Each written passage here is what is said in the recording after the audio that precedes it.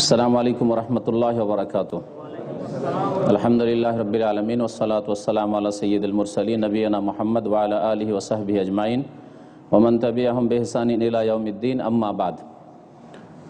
আল্লাহ পাক রব্বুল আলামিনের প্রশংসা এবং নবী করিম সাল্লাল্লাহু আলাইহি সাল্লামের সালাতু ওয়াস সালামের পরে আমরা ফিরে আসি আমাদের বিষয়বস্তুর দিকে।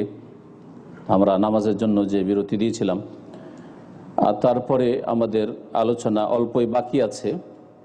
যেমন আমাদের ভাই সাজিদ সাহেব বললেন যে তারপরে প্রশ্ন উত্তর ইনশাআল্লাহ তাআলা হবে। আল্লাহ পাক রব্বুল আলামিন সূরা ফাতিহায় এই সরল পথের কথা উল্লেখ করেছেন এবং বান্দাকে সরল পথ কামনা করতে হবে, আল্লাহর কাছে দোয়া করতে হবে কিভাবে, তার পদ্ধতি আল্লাহ পাক শিখিয়ে দিয়েছেন। যেন আল্লাহ পাক রব্বুল সূরা ফাতিহায় ইরশাদ করছেন সূরা ফাতিহায় যে বান্দা তুমি এইভাবে আল্লাহ পাকের কাছে চাও। এই জন্য আমরা শুরু করি ওখান থেকে যেখানে ছেড়েছিলাম, যে আল্লাহ পাকের রাসূল সাল্লাল্লাহু আলাইহি ওয়াসাল্লাম বলছেন যে আল্লাহ পাক ইরশাদ করেছেন হাদিসে কুদসি যে সূরা ফাতিহাকে দুই ভাগে ভাগ করা হয়েছে। তার শেষ ভাগে আমরা ছিলাম।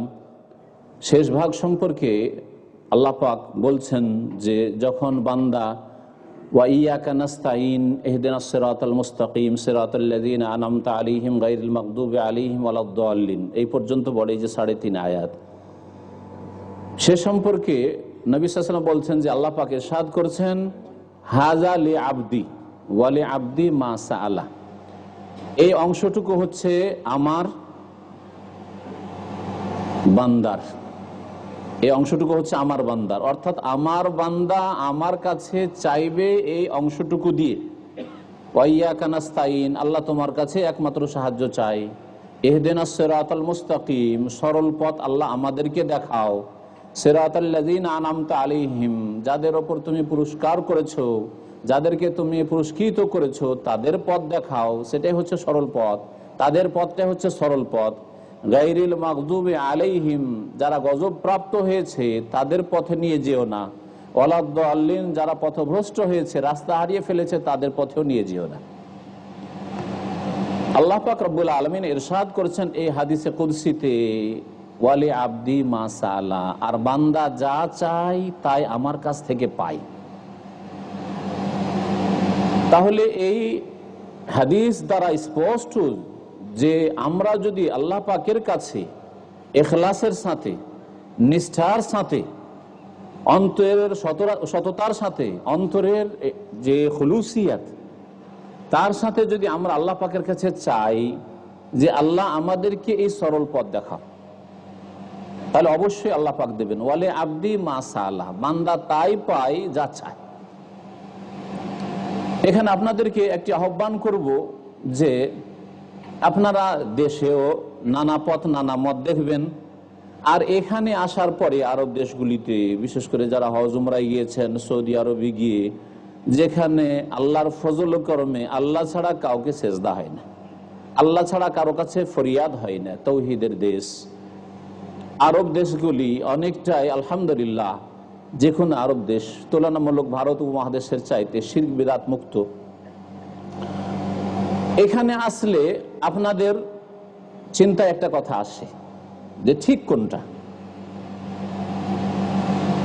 আমরা এখানে যেটা দেখছি সেটা ঠিক নাকি দেশে যেটা করতাম জন্মসূত্রে পেয়েছি সেটা ঠিক, এই প্রশ্নটা জাগছে অধিকাংশ ভাইদের মগজে জাগছে। এই ক্ষেত্রে আপনার করণীয় কি? যদি আপনি বলেন যে আমার করণীয় আমরা বাপদাদার তরিকায় থাকবো, তো এটা জ্ঞানীর পরিচয় নয়। যদি বলেন যে শুধু নতুন হইলেই নিয়ে নেব, তো এটাও জ্ঞানীর পরিচয় নয়। প্রত্যেক নতুন জিনিস ভালো লাগে, আর এটা মানুষের একটা স্বভাব যে কুল্লু জাদিদিন লাযীজুন, আরবিতে একটা প্রবাদ আছে তাই না, নতুন পেলে এটা ভালো লাগে। হ্যাঁ, নতুন পেলে ভালো লাগে, সুতরাং নতুন নতুন যে লেবাস পোশাকের ফ্যাশন আসছে উলঙ্গ উলঙ্গ, হ্যাঁ, কিন্তু মহিলারা দ্রুত ছুটে যাচ্ছে না ওটাই নেব, শরীর খুলে যাচ্ছে কিন্তু ওটাই পছন্দ লাগছে কারণ নতুন।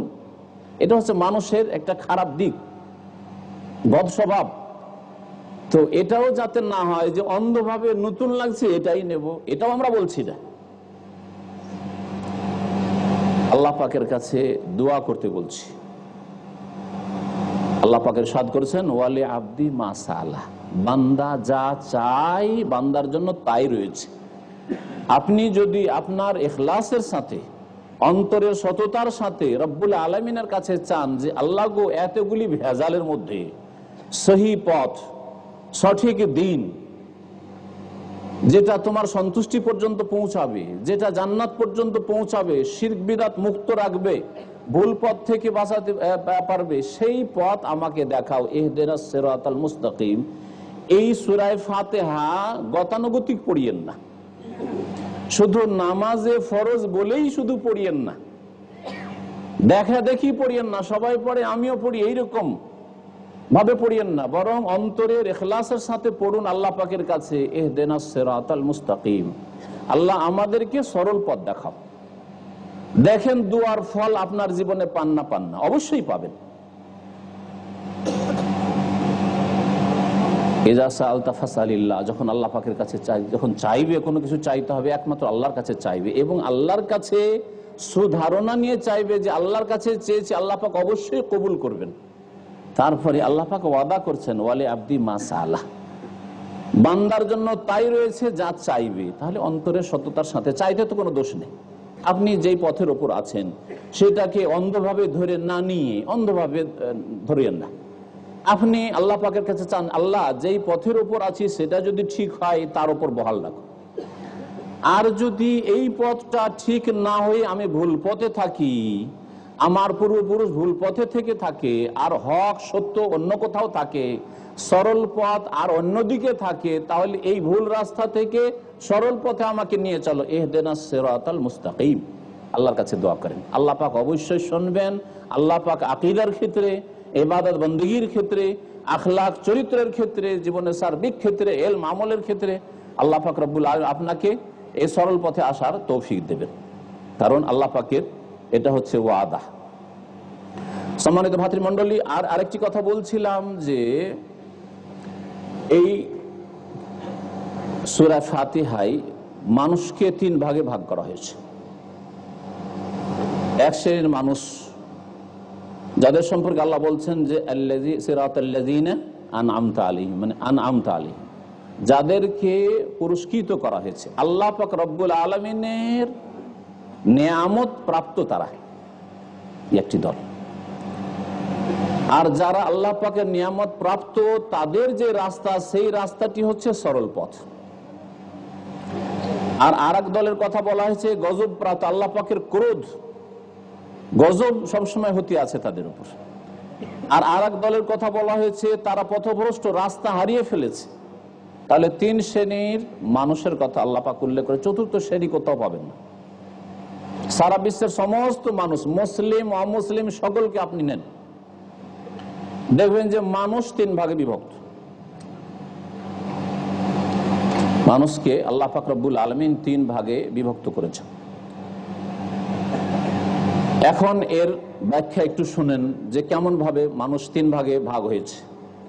এক শ্রেণীর মানুষ আছে যারা জানলো,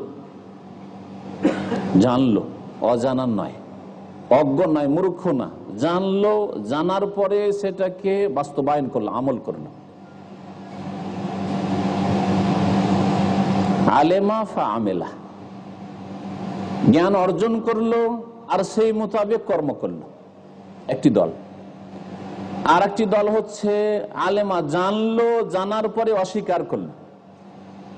আলেমা ফা জাহাদা, জানলো তারপর অস্বীকার করলো। দ্বিতীয় দল জানে আল্লাহ পাকের দ্বীন সম্পর্কে নলেজ পৌঁছেছে, সহি আকীদা সম্পর্কে নলেজ পৌঁছেছে, সত্য পথ সম্পর্কে, সরল পথ সম্পর্কে জ্ঞান পৌঁছেছে, জানলো, জানার পরে অস্বীকার করলো, না এই পথে চলবে না, এটা মানাই যাবে না, এটা নেওয়া যাবে না, বাপদাদা যেটা করেছে সেটা ছাড়া যাবে না, আমাদের বড়রা কে মূর্খ ছিল বুঝতো না, তা ছাড়া যাবে না,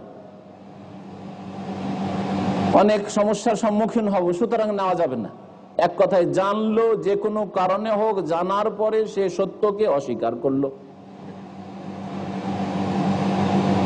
তৃতীয় শ্রেণীর মানুষ যারা জানলো না আর মানলো না, নলেজও নেই, জ্ঞান অর্জন করলো না, কোনটা সত্য কোনটা মিথ্যা, কোনটা হক কোনটা বাতিল, কোনটা ঠিক কোনটা ভুল জানলো না, প্রয়োজন নেই। বিদেশে এসছি পয়সার জন্য, যেমন প্রবাসীরা অধিকাংশই বলে থাকে বিদেশে এসছি কি জন্য, দিরহামের জন্য এসছি। যারা এখানে আছে বলে দিরহামের জন্য এসছি, আর সৌদি আরবে যারা আছে বলে আমরা রিয়ালের জন্য এসছি, পয়সার জন্য এসছি। আমরা এখানে ইসলাম শিখতে এসছি, এখানে এলিম শিখতে এসছি, এখানে ইসলাম জানি না, আমরা জন্মসূত্রে মুসলিম, আলহামদুলিল্লাহ ইসলাম জানি। জানলো না আর মানলো না, এই তৃতীয় শ্রেণীর মানুষ। আল্লাহ পাক রব্বুল আলামিন সিরাতাল্লাযীনা আনআমতা আলাইহিম পুরস্কৃত বলেছেন কারাকে, যারা জানলো আর তারপরে মানলো, বাস্তবায়ন করলো, আমল করলো। আল্লাহর বিধান আল্লাহর দিন জানলো, জানার পরে বাস্তবায়ন করলো। আল্লাহর পক্ষ থেকে এরা নিয়ামত প্রাপ্ত। আর এক দল যারা জানলো, জানার পরে অস্বীকার করলো, এদেরকে আল্লাহ বলছেন আল মাগদুব আলাইহিম, এরা হচ্ছে আল্লাহ পাকের গজব প্রাপ্ত, আল্লাহর ক্রোধ এদের উপর। আল্লাহ পাক এদের উপর রাগান্বিত। গজবের মধ্যে মারাত্মক একটা ভীতি আছে। মানুষের ক্রোধ কে মানুষ ভয় করে, আর আল্লাহ পাকের যদি ক্রোধ হয়, আল্লাহ পাকের রাগ হয়, তো আল্লাহ পাক রব্বুল আলামিন কি সর্বনাশ করবেন। এই জন্য খুনিদের সম্পর্কে, যারা নির্দোষী মানুষকে, সাদাসিধা মানুষকে, যারা ভালো মানুষকে, যাকে খুন করার আল্লাহ পাক রব্বুল আলামিন কোনো অনুমতি দেননি তা দণ্ডবিধানে, এমন কোন মানুষকে যদি খুন করে 5টি শাস্তির কথা আল্লাহ বলেছে, তার মধ্যে গাযব আল্লাহ, আল্লাহর গজব হয়, ক্রোধ হয়। কত মারাত্মক আল্লাহ পাকের আযাব। এই গজব কার উপর হয়? সূরা ফাতিহা আল্লাহ পাক বলেছেন যারা সত্যকে জানলো, বুঝতে পেরেছে। এমন নয় যে সত্য সম্পর্কে কোনো জ্ঞান নেই, হক বাতিলের জ্ঞান নেই, জ্ঞান আছে তারপরেও মানলো না, এদের শাস্তি বেশি। আর এক দল বললাম, তৃতীয় দল, কার কথা বললাম? যারা জানারও চেষ্টা করলো না, জানলো না, আর পালনও করলো না। এদেরকে আল্লাহ বলছেন দাল্লিন, রাস্তাহারা, পথভ্রষ্ট, রাস্তা হারিয়ে ফেলেছে। তিরমিজির একটি হাদিস দ্বারা জানা যায় যে নবী করিম সাল্লাল্লাহু আলাইহি সাল্লাম তাতে বলেছেন যে আল মাগদুব আলাইহিম আল ইয়াহুদ, সেই যুগে যারা আল্লাহ পাকের গজব প্রাপ্ত এবং কিয়ামত পর্যন্ত গজব প্রাপ্ত থাকবে, আল্লাহ পাকের ক্রোধ তাদের উপর রয়েছে, তারা হচ্ছে ইহুদি। আর দাল্লিন, পথভ্রষ্ট, নবী সাল্লাল্লাহু আলাইহি সাল্লাম বলছেন আন-নাসারা, খ্রিস্টানরা। কেন এই পার্থক্য করলেন? অথচ এরাও ইসলামে আসেনি, ওরাও ইসলামে আসেনি। এদেরকে বললেন পথভ্রষ্ট, দাল্লিন, এদেরকে বললেন মাগদুব আলাইহিম। কেন? এই জন্য যে আল্লাহ পাক রব্বুল আলামিন ইহুদ সম্পর্কে বলছেন আল্লাযীনা আতাইনাহুমুল কিতাব ইয়ারিফুনাহু কামা ইয়ারিফুনা আবনাআহুম। এই ইহুদিরা যাদেরকে আমি কিতাব দিয়েছিলাম, তাওরাত দিয়েছিলাম, ইয়ারিফুনাহু, নবী মুহাম্মদ সাল্লাল্লাহু আলাইহি সাল্লামকে হাড়ে হাড়ে চিনতো, এমন ভাবে চিনতো কামা ইয়ারিফুনা আবনাআহুম, যেমন ভাবে নিজের ছেলে মেয়েদেরকে চেনে। কেউ নিজের ছেলেকে চেনে না যে এই ছেলেটাকে চিনতে পারছি না, বলবে কেউ? হ্যাঁ, রাত দিন সামনে থাকে, এমন না যে বিদেশে 5 বছর হয়ে গেছে জাননি, তাহলে হইতে পারে যে চিনছেন না নিজের ছেলেকে। কিন্তু রাত দিন ছেলে মেয়ে নিজের সামনে, আর বলবেন যে আমার ছেলেকে আমি চিনি না, এমন কোন লোক দুনিয়ায় পাবেন? পাবেন না। যেমন নিজের ছেলেদেরকে এই ইহুদিরা চিনে, ঠিক তেমনি মুহাম্মদ সাল্লাল্লাহু আলাইহি সাল্লামকে চেনে যে মুহাম্মদ রাসূলুল্লাহ, আল্লাহ পাকের রাসূল। তার ভবিষ্যৎবাণী করা হয়েছে, তার সম্পর্কে সুসংবাদ দেওয়া হয়েছে যে তিনি আসবেন সারা বিশ্বের সমস্ত মানুষের জন্য। জানার পরে এরা অস্বীকার করেছে। এদের মধ্যে জ্ঞানীরা ছিল, পণ্ডিতরা ছিল, তাদের ধর্মযাজকরা ছিল, তারা ভালো করে জানতো, তারপরে অস্বীকার করেছে। সুতরাং এরা গজব প্রাপ্ত হয়েছে, আল্লাহ পাকের ক্রোধ তাদের উপর হয়েছে।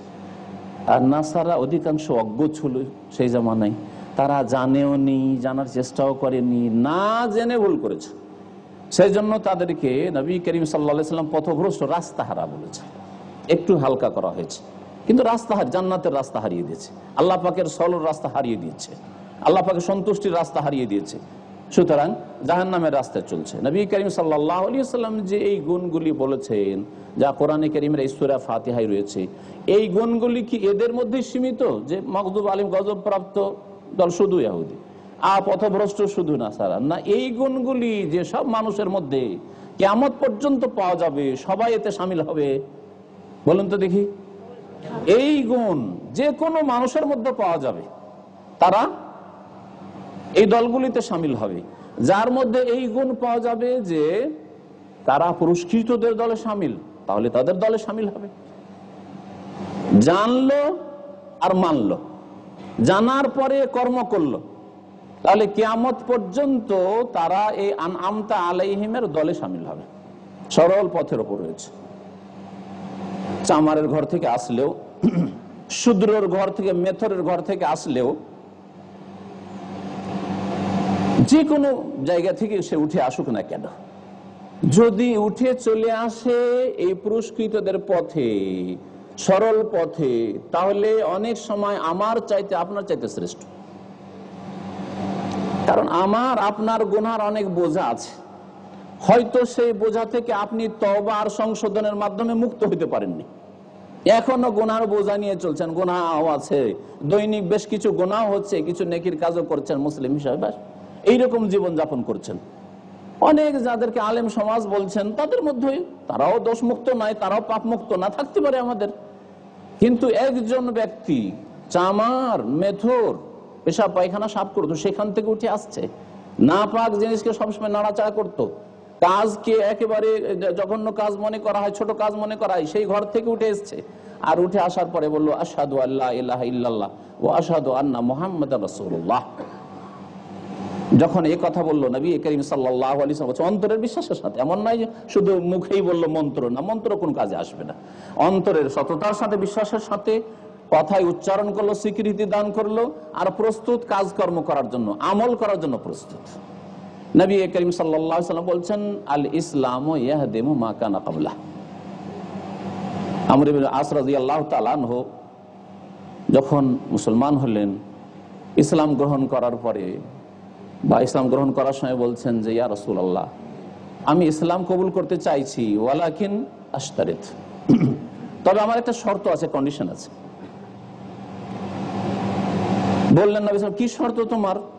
যে শর্ত হচ্ছে যে আইয়াগফির আল্লাহু লি, আল্লাহ যেন আমাকে মাফ করেন, অনেক গুনাহ হয়েছে, অনেক ভুল ভ্রান্তি হয়েছে, পাপ হয়েছে, অন্যায় হয়েছে, সুতরাং এই শর্ত যদি আপনি পুরা করেন, ওয়াদা করেন যে আমার গুনাহ মাফ হবে, তাহলে ইসলাম গ্রহণ করব।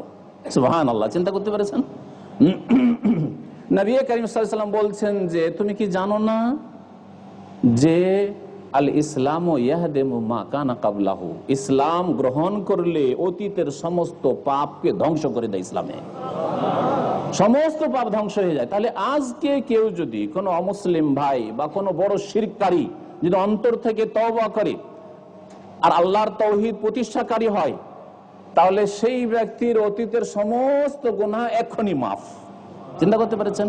পক্ষান্তরে জন্মসূত্রে আমরা মুসলিম, পাপও করছি, নেকিও করছি, হতে পারে গুনার বোঝা আমাদের থাকছেই। এক এক শ্রেণীর মানুষের এক এক রকমের গুনাহ, শয়তান যাকে যেমন ভাবে পারছে গুমরাহ করার চেষ্টা করছে। হয়তো একজন তাওহীদের আলেমকে শিরক করাতে পারবে না, বিদআত করাতে পারবে না, পাঁচ ওয়াক্ত নামাজ ছাড়াতে পারবে না, কিন্তু তার মধ্যে হিংসা বিদ্বেষ তৈরি করে দেবে। হিংসা বিদ্বেষ বরদাস্ত করতে পারে, গায়ের জ্বালা, অপরকে বরদাস্ত করতে পারেন, অ্যালার্জি খুব বেশি। হতে পারে যে তার মধ্যে আরো এই রকমের বহু রোগ আছে। গীবত, এক শ্রেণীর মানুষ আছে যারা পড়াশোনা মাদ্রাসায় করেছে কিন্তু গীবত মুক্ত হইতে পারে না, অথচ আমাদের সালাফে সালেহীন যারা আইম্মায়ে কিরাম তারা বলতেন যে আল্লাহ পাক রব্বুল আলামিন কিয়ামতের দিন যদি আমাকে গীবত সম্পর্কে জিজ্ঞাসা করে তো আমি জবাব দিতে পারবো যে আল্লাহ কারো গীবত করেনি, সমালোচনা করেনি ব্যক্তি জীবন সম্পর্কে, যাতে অন্যের ক্ষতি হয় না। হ্যাঁ, অন্যের যদি ক্ষতি হয় সেই ক্ষেত্রে যদি বলেন তাহলে সেটা গীবত হয় না, কারণ অনেকে এই বিষয়টাকে বুঝে না। যেমন একজন লোক এখানে এসে আপনাকে বলছে যে ভাই আমি বিবাহ করতে চাই অমুকের বোনকে, তো চেনেন কি অমুকের পরিবারকে? আপনি চেনেন, একটু বলুন তো দেখি। আপনি জানেন যে ওই পরিবারটা ভালো না, বেহায়া, বেপরদা, অথবা দিন ইসলাম নেই, শিরক বিদআত আছে ইত্যাদি। তাহলে আপনার এখানে বলে দেওয়া ফরজ না ফরজ নয়? বলে দেওয়া ফরজ। আপনি যে গীবত করলেন, হ্যাঁ, মুহাদ্দিসিনে কেরামরা বলেছেন এই বর্ণনাকারী দাজ্জাল মিথ্যা কথা বলতো, হাদিস কানায়াজাউল হাদিস, হাদিস রচনা করতো। বলেছেন না বলেন? গীবত না গীবত নয়? কিন্তু এই গীবত করা ফরজ, না হলে হাদিস বুঝতেই পারবেন না যে হাদিস কোন হাদিস, সহিহ না জয়ীফ না জাল। এর স্মৃতিশক্তি দুর্বল, এ মনে রাখতে পারতো না, বেশি বেশি ভুল করতো, বলেছেন মুহাদ্দিসিনে কেরামরা। কিন্তু ব্যক্তি জীবন সম্পর্কে যাতে অন্য লোকের কোনো ক্ষয়ক্ষতির আশঙ্কা নেই, অন্য লোক বিভ্রান্ত হবে না, ক্ষতিগ্রস্ত হবে না, তাকে সরাসরি বলে সংশোধন করতে হবে। এই রোগগুলি রয়েছে, যাকে শয়তান যেভাবে পেরেছে গুমরাহ করেছে। সম্মানিত ভাইরা, ফিরে আসি কথা লম্বা না করে সিরাতে মুস্তাকিমের দিকে। সিরাতে মুস্তাকিম সরল পথ, কিয়ামত পর্যন্ত যারা এই পথের ওপর থাকবে তারা পুরস্কৃত। এই পথটা কাদের পথ? আল্লাহ পাক বলছেন ওমাইয়ুতিল্লাহ ওয়ার রাসূল, যার আল্লাহ এবং রাসূলের আনুগত্য করবে। ফাউলাইকা মাআল্লাযিনা আনআমাল্লাহু আলাইহিম, ওরা ওই সব লোকদের সাথে হবে যাদেরকে আল্লাহ পাক পুরস্কৃত করেছেন, ইনআম করেছেন। মিনান নবিয়িন, এরা হচ্ছে নবীরা। তাহলে এই সরল পথ হচ্ছে নবীদের পথ। ওয়াসসিদ্দিকিন, আর অতি সত্যবাদী যারা সিদ্দিকিন সাহাবায়ে কেরাম, তাদের পথ। ওয়াসশুহাদা, এবং শহীদদের পথ।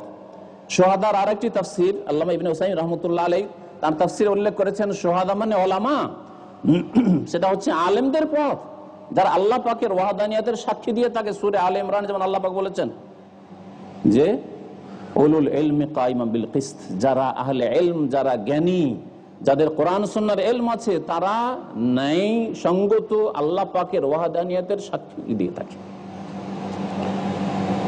তাহলে উলামাদের সাথে হবে, শুহাদাদের সাথে, শহীদদের সাথে হবে।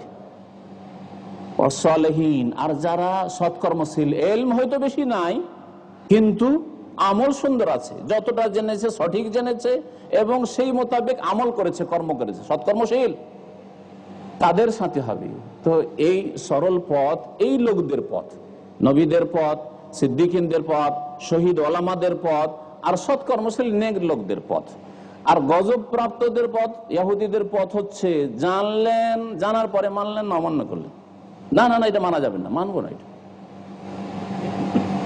আর এক দল না না ওইসব জানার সময় নেই, বলেন ভাই একটু আসবেন কালেমা সেন্টারে, এখানে সাপ্তাহিক প্রোগ্রাম হয়। আমরা অনেক ভাইদেরকে বলি যে ইসলামিক সেন্টারে আসেন, ওখানে প্রোগ্রাম হয়, সে সময় নেই, খুব ব্যস্ত, সময় নেই। হ্যাঁ, জানবেও না, মানবে না। কিয়ামত পর্যন্ত এই চরিত্র যদি কারো মধ্যে থাকে, জানলো না, মানলো না, তাহলে তারা পথভ্রষ্ট, তারা সরল পথ থেকে সরে রয়েছে। আর জানলো, জানার পরে মানলো না, মাদ্রাসায় পড়েছে, কোরআন হাদিস আরবি ভাষা বুঝে, হাফেজে কোরআন এবং অর্থ বুঝে, কিন্তু না, অপব্যাখ্যা করে, মানবে না। অপব্যাখ্যা কেন হয়? কোরআনের আয়াত পেশ করছে, পেশ করে শিরক বিদআতের প্রচার করছে, যেন কোরআন এবং হাদিসে আল্লাহ পাক শিরকের কথা শিখেছেন। এইরূপ কেন ঢুকলো? এই জন্য যে সিরাতে মুস্তাকিমে থাকার জন্য আপনার কোরআন সুন্নাহকে স্বাধীন হয়ে বুঝলে হবে না। যাহা আমি সাহাবায়ে কেরামকে উপেক্ষা করলাম, তারা কিভাবে বুঝেছে ওটা দেখার বিষয় নয়। সাহাবায়ে কেরামরা কিভাবে কোরআন হাদিসকে বুঝলেন, তারা তো বুঝেছেন, তাদের সামনে আয়াতগুলি ছিল না, ওদের দৃষ্টিকোণ থেকে আমি বুঝবো না। তাবেঈনরা কিভাবে বুঝলেন, আইম্মায়ে কেরাম সে ফুকাহা হোক অথবা মুহাদ্দিসিনে কেরাম হোক, সালাফে সালেহিন, তাবা তাবেঈন, এই স্বর্ণযুগের উলামায়ে কেরামরা কেমন করে বুঝেছেন, ওটা আমার দেখার বিষয় নয়। আমি স্বাধীন চিন্তায় এইভাবে আমি বুঝেছি, সুতরাং আমি এইভাবে বলবো। কোরআনে বলেছে শিরকের কথা, যেন শিরকের ধর্ম কোরআনে আছে।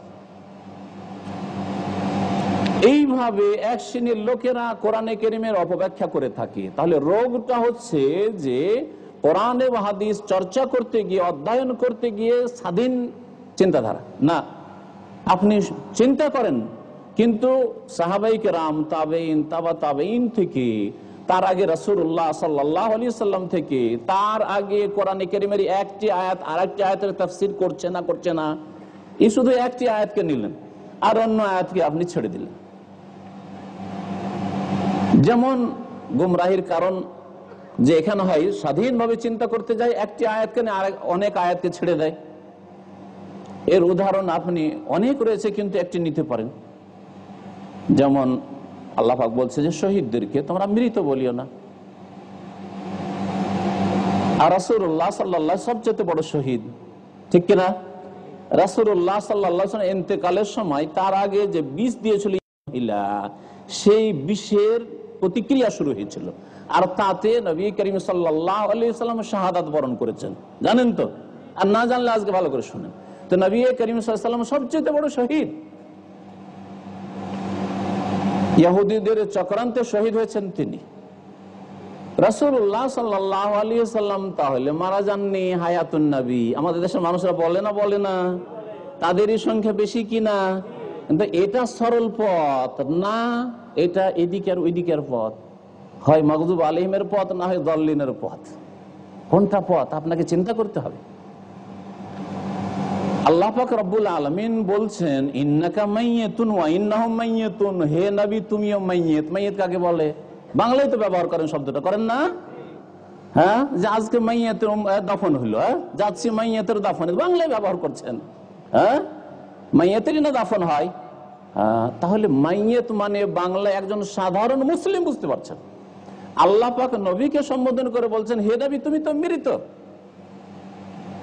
আল্লাহ পাক বলছেন আফাই মিথ্যা ফাহমুল খালেদুন, হে নবী তুমি যদি মারা যাও। মিথ্যা, মিথ্যা মুত্তা, মাথায় মুতো থেকে মাথায় আমাতো দুই রকম ভাবে হয়, যারা আরবি গ্রামার বুঝেন।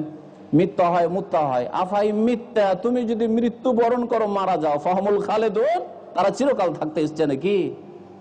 বুঝতে পারলেন না? তাহলে নবী সাল্লাল্লাহু আলাইহি ওয়াসাল্লাম মারা যাবেন, এই কথা আল্লাহ বলছেন না? বলছেন না? আল্লাহ পাক রব্বুল আলামিন আরো বলছেন আফাইম মাতা আও কুতিলা, নবী যদি মারা যান অথবা তাকে নিহত করা হয়। মাতা, জি। আবু বকর সিদ্দিক রাদিয়াল্লাহু তাআলা আনহু, এই উম্মতের সবচেয়ে শ্রেষ্ঠ ব্যক্তি মুহাম্মদ রাসূলুল্লাহ সাল্লাল্লাহু আলাইহি ওয়াসাল্লামের পরে যখন নবী সাল্লাল্লাহু আলাইহি ওয়াসাল্লাম ইন্তেকাল হয়ে গেল, তার বাড়ি একটু দূরে ছিল। আসলেন, আসার পরে চাদর মোবারকটা উঠালেন আর চুমন দিলেন কপালে, আর তারপরে বললেন যে ইয়া রাসূলুল্লাহ, আপনার জন্য দুই মৃত্যুকে আল্লাহ একত্রিত করবেন না। যেই মত আপনার ভাগ্যে লেখা ছিল ফাকাদ মিথ্যা, সেই মত আপনার হয়ে গেছে। বললেন না? বললেন না? জি। তারপরে ওইদিকে ওমর রাদিয়াল্লাহু আনহু বোঝানো সম্ভব হচ্ছে না, তিনি হুঁশ হারিয়ে ফেলেছেন, বলছেন না মারা যাননি, আর যদি মারাও যান আবার আসবেন তিনি। এইরকম কথাবার্তা যখন বলছেন, দেখলেন যে এ তো মুশকিল, একে বোঝানো। খুতবা, বক্তব্য শুরু করলেন আর বললেন আলা মান কানা ইয়াবুদু মুহাম্মাদান ফাইন্না মুহাম্মাদান কাদ মাত, শুনে রাখো যেই যারা মুহাম্মাদের পূজা করত, শুনে রাখো ফাইন্না মুহাম্মাদান কাদ মাতা, মুহাম্মদ সাল্লাল্লাহু আলাইহি সাল্লাম কি হয়েছেন? মাতা মানে কি? মারা গেছেন নয়? আস্তে করে যে বলছেন মনে ভয় লাগছে, কি জানি বেয়াদবি হয়ে যায়, কি জানি নবীর বেয়াদবি করে দিলাম। আর হায়াতুন নবী বললে একেবারে ঠিক সম্মান করলাম। এই যে চিন্তাধারা ঢুকে আছে, আগাছা ঢুকে আছে, এগুলি সংশোধনের প্রয়োজন রয়েছে। ফাইন্না মুহাম্মাদান কাদ মাত, এখানে অনেক পড়া লোকেরা আছেন, আরবি গ্রামার সামান্য হইলেও কিছু বুঝেন। মা তেমন মারা গেছেন, ফাইন্না মুহাম্মাদান কাদ মাত। ওমান কানা ইয়াবুদুল্লাহ, আর যারা আল্লাহর ইবাদত বন্দেগী করে, শুনে রাখো ফাইন্নাল্লাহ হাইয়ুন লা ইয়ামুত, আল্লাহ চিরঞ্জীব, তিনি কখনো মরবেন না। আর নবীকে যদি বলেন যে তিনি হায়াতুন নবী, তিনি বেঁচে আছেন, তার আল্লাহর সাথে শরীক করা হলো না হায়াতে, যে চিরঞ্জীব আল্লাহ, চিরঞ্জীব মুহাম্মদুর রাসূলুল্লাহ। এটাই তো করেছে এক শ্রেণীর লোকেরা, যে আল্লাহ আর মুহাম্মাদে শুধু মিমের পার্থক্য, আহাদ আর আহমদ। আল্লাহ আহাদ, আর মিমটাকে সরিয়ে দিয়েছে, না হলে আহমদ, আহমদই আহাদ, যিনি আল্লাহ তিনি মুহাম্মদ। কত বড় শিরকি কুফরি! এগুলি কথা কি হিন্দুরা বলে নাকি? এগুলি কথা কি খ্রিস্টানরা বলে নাকি? এগুলি এক শ্রেণীর মুসলিমদের আকীদা। ওহি जो मुस्तवी अर्श थे खुदा बनकर उतर पड़ा मदीने में मुस्तफा बनकर, যে আল্লাহ আরশে তিনি তো মুহাম্মদ হয়ে মদিনায় নেমেছেন।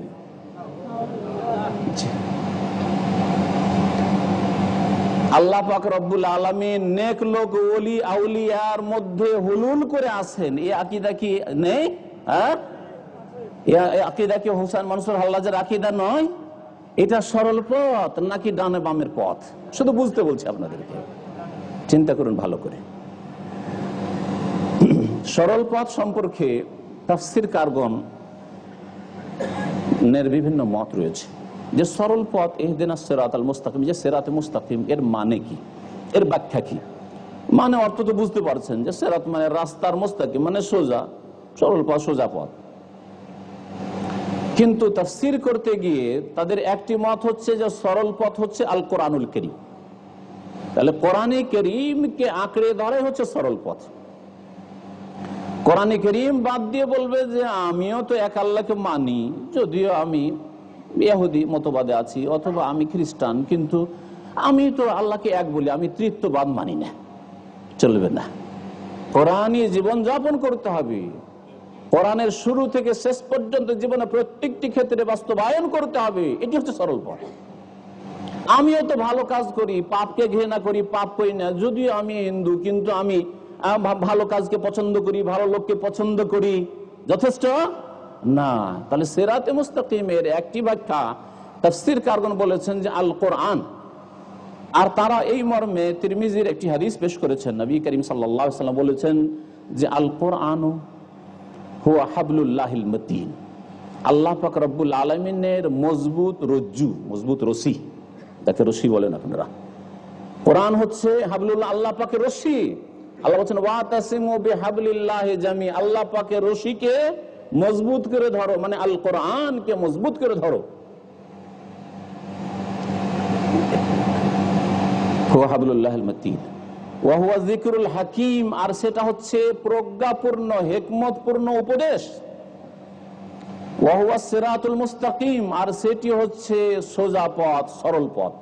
তাহলে নবী করিম সাল্লাল্লাহু আলাইহি সাল্লাম কোরআনে কারীমকে বললেন সিরাতে মুস্তাকিম, এটা হচ্ছে সরল পথ। তাহলে কোরআনী জীবন, অমুসলিম ভাই বোনদেরকেও বলবো যে কোরআনী জীবন হচ্ছে সরল পথ। মুসলিম ভাই বোনদেরকেও বলবো যে জীবনের প্রত্যেকটি ক্ষেত্রে কোরআনের বাস্তবায়ন হচ্ছে সরল পথ। কেমন বাস্তবায়ন হতে হবে?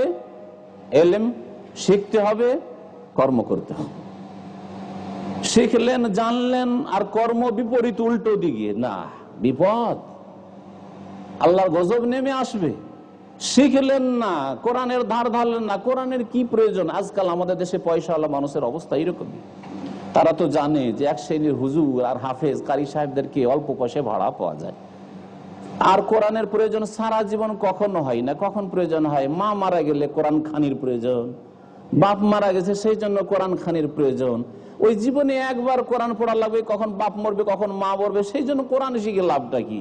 আরে সায়েন্স শিখবো, টেকনোলজি শিখবো, কম্পিউটার শিখবো, এই শিখবো, এই শিখবো, পেটের ভাত হবে, তাই না? যার ফলে পয়সা লোকেরা কোরআন শিখে না। আমরা যদি এই অল্প মূল্যে মানুষের কাছে দুটো পেটে খেতে পাবো, অল্প কিছু পয়সা পাবো, সেই জন্য কোরআন পড়তে বাড়ি বাড়ি না চলে যেতাম, তাহলে প্রত্যেক স্তরের মুসলিমরা কোরআন শিখতে বাধ্য হতো। তারপরে এই যে ভ্রান্ত ধারণা যে কোরআন শুধু ওই মৃত্যুর সময় লাগে, এটা একেবারে ভ্রান্ত ধারণা। আল্লাহ পাক রব্বুল আলামিন সূরা ইয়াসিন ইরশাদ করেছেন লিইউনজিরা মান কানা হাইয়ান। এই কোরআনে কারীমকে আল্লাহ পাক রাসূলের প্রতি এই জন্য নাযিল করেছেন যাতে করে তিনি সতর্ক করেন, সাবধান করেন ওই সব ব্যক্তিদেরকে যারা জীবিত। তাহলে কোরআন কার জন্য নাযিল হয়েছে? জীবিতদের জন্য। মানুষ মারা গেলে কর্ম চলতে থাকে না বন্ধ হয়ে যায়? একজন চোর চুরি করতো, মারা গেছে, তার চুরি চলবে না বন্ধ? একজন নামাজি নামাজ পড়তো, মারা গেলে নামাজ চলবে না বন্ধ? নবী করিম সাল্লাল্লাহু আলাইহি ওয়াসাল্লামের সহিহ মুসলিমের হাদিস, ইযা মাতা ইবনু আদম, আদম সন্তান যখন মারা যায়, ইনকাতা আনহু আমালুহু, তার কর্ম বন্ধ হয়ে যায়, আমল বন্ধ হয়ে যায়। ইল্লা মিন সালাসা, তিনটা রাস্তা আছে, কিছু রাস্তা আছে, কিন্তু সেই রাস্তাগুলির মধ্যে এইরকম রাস্তা নেই যে রাস্তাগুলি এই যে কোরআন খানির ব্যবসা এক শ্রেণীর মানুষরা শুরু করেছে। সম্মানিত ভাইরা, সিরাতে মুস্তাকিম সম্পর্কে বলছিলাম যে একটি তাফসীর হলো কোরআনে কারীম, আর আরেকটি তাফসীর হচ্ছে ইসলাম। সিরাতে মুস্তাকিম সরল পথ মানে হচ্ছে ইসলাম। কারণ আল্লাহ পাক রব্বুল আলামিন ইরশাদ করেছেন ওয়ামাই ইয়াবতাগি গায়রাল ইসলামে দীনা ফালা ইউকবালা মিনহু, যেই ব্যক্তি ইসলাম ছাড়া অন্য কোন জীবন বিধান বা পথ মত সন্ধান করবে যে আমি ওই পথ দিয়ে আল্লাহর কাছে আসবো। বড় বড় শহরে আসার জন্য অনেক রাস্তা, তাই না? এই দুবাই শহরে বিভিন্ন দিক থেকে লোকেরা এসছেন, এখন এই যুক্তি যদি কেউ পেশ করে, অনেকে পেশ করে, বিদাতপন্থীরাও পেশ করে, আর অমুসলিমরাও অনেকে পেশ করে, যে আমাদের সবার উদ্দেশ্য আল্লাহ পর্যন্ত পৌঁছা। আপনি আপনার ইসলাম দিয়ে পৌঁছেছেন, আমি হিন্দু ধর্ম দিয়ে পৌঁছেছি, আরে আরেকজন ইহুদি ধর্ম দিয়ে পৌঁছেছে, আরেকজন বুদ্ধিস্ট বৌদ্ধ ধর্ম দিয়ে পৌঁছেছে, আর একজন শিখ ধর্ম দিয়ে পৌঁছেছে। সবার উদ্দেশ্য হচ্ছে আল্লাহ পর্যন্ত পৌঁছা। ওই রকমই যে বিভিন্ন তরিকতগুলি রয়েছে, এই তরিকতলারাও এইরকমই বলে থাকে যে সবগুলি রাস্তা পৌঁছা, উদ্দেশ্য হচ্ছে আল্লাহ পর্যন্ত পৌঁছা। হ্যাঁ, আল্লাহ পাক তো একটা রাস্তার কথা বলেছে, সিরাত মুস্তাকিম এক বচন, তাই না? সাবিল ফাতাফাররাকু আন সাবিলিহি এক বচন। তাহলে আল্লাহর রাস্তা হচ্ছে কয়টা? একটি রাস্তা। ওই রাস্তার সন্ধান করতে হবে, ওই রাস্তা সম্পর্কে জ্ঞান অর্জন করতে হবে। দ্বীন ইসলাম, ইসলামের দ্বীনান, ইসলাম ছাড়া অন্য মত যদি কেউ সন্ধান করে যে সেই পথে এসে আমি দুনিয়া আখিরাতের কল্যাণ হাসিল করবো, ফালা ইউকবালা মিনহু, কখনো আল্লাহ পাক কবুল করবেন না, কখনো আল্লাহ গ্রহণ করবেন না, যতই ভালো কাজ করেন না কেন। জনকল্যাণমূলক কাজ অনেক করেছে, অনেকে করেছে এইরকম, কিন্তু আল্লাহ প্রদত্ত দ্বীন ইসলামের পথ দিয়ে না, অন্য পথ দিয়ে সে করেছে, আল্লাহ বলছেন কখনো কবুল করা হবে না। তবে দুনিয়াতে আল্লাহ কিছু ছিটিয়ে দেবেন, কারণ আল্লাহ মানুষের মেহনতকে নষ্ট করেন না। আর এরা ভালো কাজ কিছু করেছে, এই জন্য দুনিয়াতে কিছু দানা ছিটিয়ে দেবেন, ভালো নেতৃত্ব দেবেন, ভালো খ্যাতি দেবেন, সুস্থতা দেবেন, ভালো কিছু দেবেন। আখিরাতে আর ওয়াহুয়াফিল আখিরাতে মিনাল খাসিরিন, পরকালে বড়ই ক্ষতিগ্রস্তদের দলে, জাহান্নামীদের দলে শামিল হবে। তো সম্মানিত ভাইরা, সরল পথ কোরআন কারীম, সরল পথ হচ্ছে ইসলাম। আর কোন কোন তাফসীরকার বলছেন যে সরল পথ হচ্ছে তারিকুল উবুদিয়া, ইবাদতের পথ। ইবাদতের জীবন যাপন যদি করেন তাহলে সরল পথে আছে। আর ইবাদত, এর আগে বলেছি আমি আমার এশার আগের আলোচনায়, যে আল্লাহর বিধান জীবনের প্রত্যেকটি ক্ষেত্রে বাস্তবায়ন করার নাম হচ্ছে ইবাদতের জিন্দেগি। তাহলে এইরকম যদি জীবন যাপন করেন তো কথা একটাই, শব্দের পার্থক্য হলে কোরআন কারীমের বাস্তবায়ন, ইসলামের বাস্তবায়ন আর ইবাদতের জীবনে একই কথাই, ভাষার শুধু পার্থক্য। আরেক দল বলছেন আল্লাহ এবং রাসূলের আনুগত্য করা, আল্লাহ এবং রাসূলের আনুগত্য করাই হচ্ছে সরল পথ। কথা ঠিক, আল্লাহ রাসূলের আনুগত্য করাই হচ্ছে কোরআন কারীমের আদর্শ, আল্লাহ পাক এবং রাসূলের আনুগত্য করাই হচ্ছে দ্বীনে ইসলাম, আর আল্লাহ এবং রাসূলের আনুগত্য করাই হচ্ছে ইবাদত বন্দেগীর জীবন যাপন। তো সবগুলি একই জায়গায় ফিরে আসছে, যে সরল পথ হচ্ছে কোরআন কারীমের জীবন যাপন, ইসলামিক আদর্শের বাস্তবায়ন, এই হচ্ছে সরল পথ। এই সরল পথকে পাওয়ার জন্য যেই পদক্ষেপগুলি লাগবে এগুলি বলে আমার আলোচনা শেষ করছি। প্রথম পদক্ষেপ হচ্ছে ইলমের ক্ষেত্রে, জ্ঞান অর্জনের ক্ষেত্রে সরল পথে থাকতে হবে, জ্ঞান অর্জন করতে হবে, এবং জ্ঞান অর্জন সঠিক উৎস থেকে করতে হবে। আপনার উৎস আবার ভুল না হয়। মাছ ধরতে গেছেন আর এমন জায়গায় মাছ ধরছেন যেখানে মাছ নেই, এমন পুকুরে গিয়ে মাছ ধরছেন বা জলাশয়ে মাছ ধরছেন যেখানে মাছ নাই, অন্য কীট পতঙ্গ পোকা আছে, তাহলে কি মাছ পাবেন? হ্যাঁ, তো উৎস ঠিক থাকতে হবে। সিরাতে মুস্তাকিম, সরল পথের যে জ্ঞান অর্জন করবেন, এই জ্ঞানের উৎস হচ্ছে কোরআন এবং সুন্নাহ। নবী করিম সাল্লাল্লাহু আলাইহি ওয়াসাল্লাম ইরশাদ করেছেন, তারাকতু ফিকুম আমরাইন লান তাযিল্লু মা তামাসসাকতুম বিহিমা। মুওয়াত্তা মালিকের হাদিস, আর এছাড়া অন্যান্য সুনানের কিতাবে এই হাদিসটি রয়েছে, হাদিস সহিহ।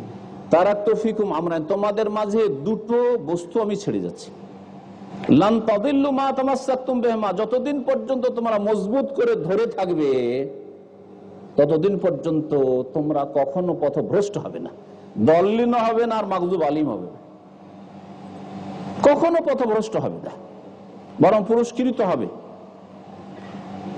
কি ওই দুটো জিনিস? হ্যাঁ, কিতাবুল্লাহ, আল্লাহ পাকের কিতাব আল কোরআনুল কারীম, জি, আর সুন্নতি, আর আমার সুন্নত, আমার আদর্শ, রাসূলুল্লাহ সাল্লাল্লাহু আলাইহি ওয়াসাল্লামের হাদিস, রাসূলুল্লাহ সাল্লাল্লাহু আলাইহি ওয়াসাল্লাম থেকে বিশুদ্ধ সূত্রে যা প্রমাণিত সেটা হচ্ছে রাসূলুল্লাহর হাদিস। আর যেটা বিশুদ্ধ সূত্রে প্রমাণিত হলো না, অথবা সূত্র একেবারে জাল, সেগুলি জাল অথবা দুর্বল। হাদিসের ক্ষেত্রে অবশ্যই চেক করা লাগবে যে হাদিসটা কি আল্লাহ রাসূল সাল্লাল্লাহু আলাইহি ওয়াসাল্লাম পর্যন্ত পৌঁছেছে না পৌঁছেছে না।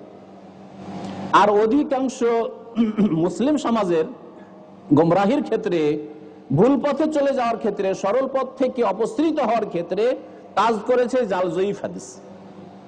জাল জয়ীফ হাদিস বড়ই ক্ষতিগ্রস্ত করেছে উম্মতে মুসলিমাকে। সহিহ হাদিসের প্ল্যাটফর্মে চলে আসেন যে কোরআনে কারীমের আয়াত, একটি আয়াত আমার জন্য যথেষ্ট, একটি আয়াত যথেষ্ট, বেশি আয়াত প্রয়োজন। তবে একটি আয়াত আর একটি আয়াতের সাথে সমন্বয় করতে হবে।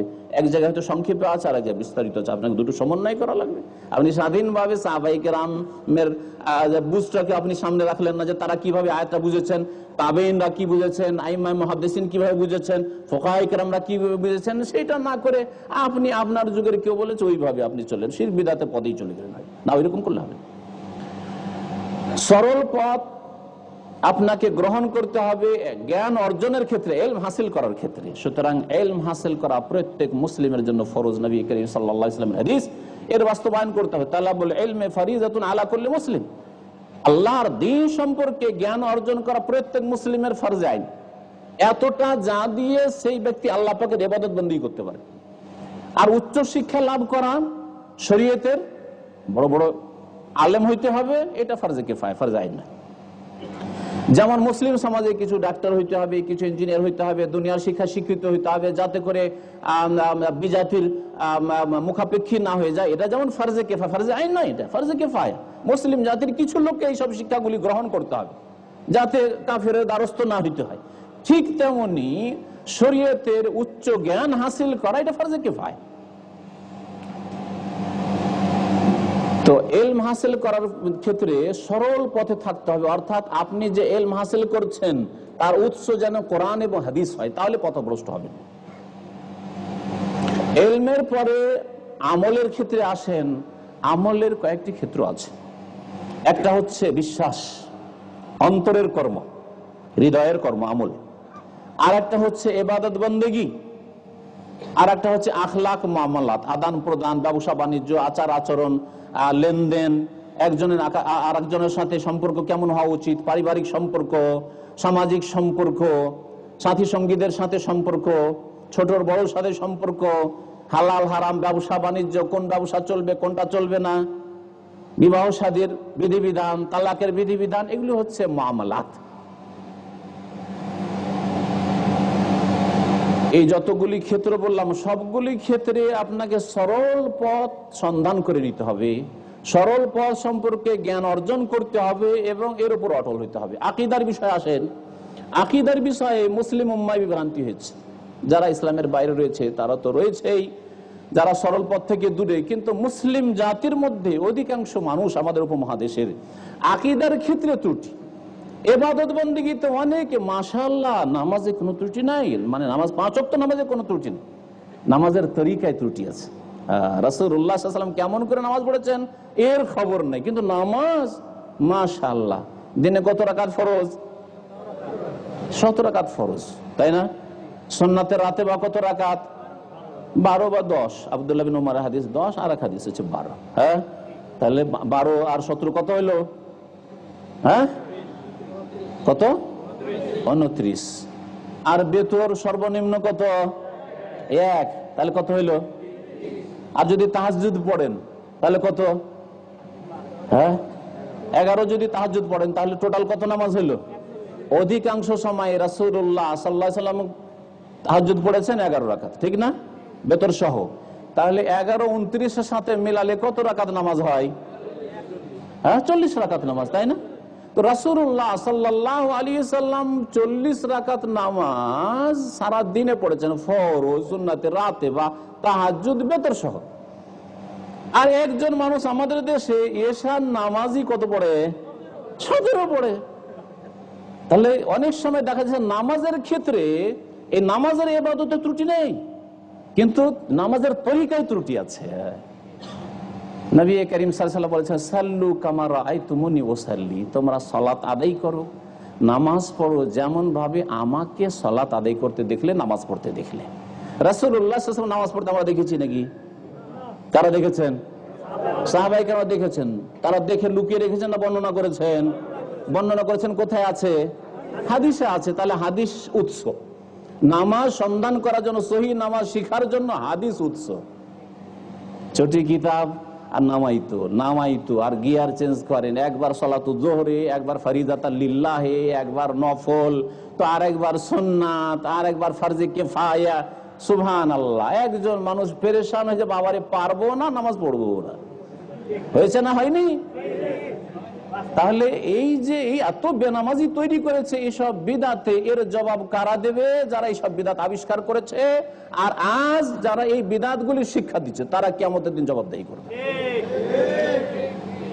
সর্বনিম্ন 33 মার্ক পাওয়ার জন্য 17 রাকাত সারা দিনের নামাজ, এর সাথেই 17, কিন্তু নবীর তরিকা শিখলো না, সারা জীবন নামাজ পড়লো। ব্যক্তি জীবনে দিন কায়েম করলো না, আর অন্য ক্ষেত্রে দিন কায়েম করার জন্য পেরেশান। ব্যক্তি জীবনে দিন কায়েম হচ্ছে 5 ওয়াক্ত নামাজ পড়া এবং রাসূলুল্লাহ সাল্লাল্লাহু আলাইহি ওয়াসাল্লামের তরিকায় নামাজ পড়া। সরল পথ হচ্ছে যে আপনি আকীদার ক্ষেত্রে আকীদার সংশোধন করবেন। ইলমের কথা এখন বাদ দিলাম, সময় এগিয়ে চলে গেছে। আকীদার ক্ষেত্রে, আকীদা মানে হচ্ছে ইসলামিক ফেথ, বিশ্বাস। আপনার বিশ্বাস হতে হবে কোরআন সুন্নাহ ভিত্তিক। আমাদের দেশে এমন এমন উদ্ভট বিশ্বাস আছে যে আপনি আশ্চর্য হয়ে যাবেন, তাই না? ঠিক না? ওলিয়া উলিয়া সম্পর্কে আজব আজব বিশ্বাস, সুবহানাল্লাহিল আযীম।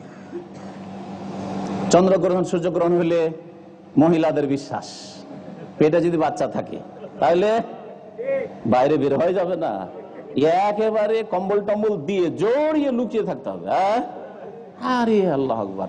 বাচ্চা ভূমিষ্ঠ হলে মহিলা বাইরে যে বেরোবে, হ্যাঁ, তার বিশেষ তরিকা আছে, হাতে একটা কোনো হাতিয়ার অস্ত্র থাকতে হবে। কেন? না হলে জিনে ধরবে, না হলে ক্ষতি করে দেবে।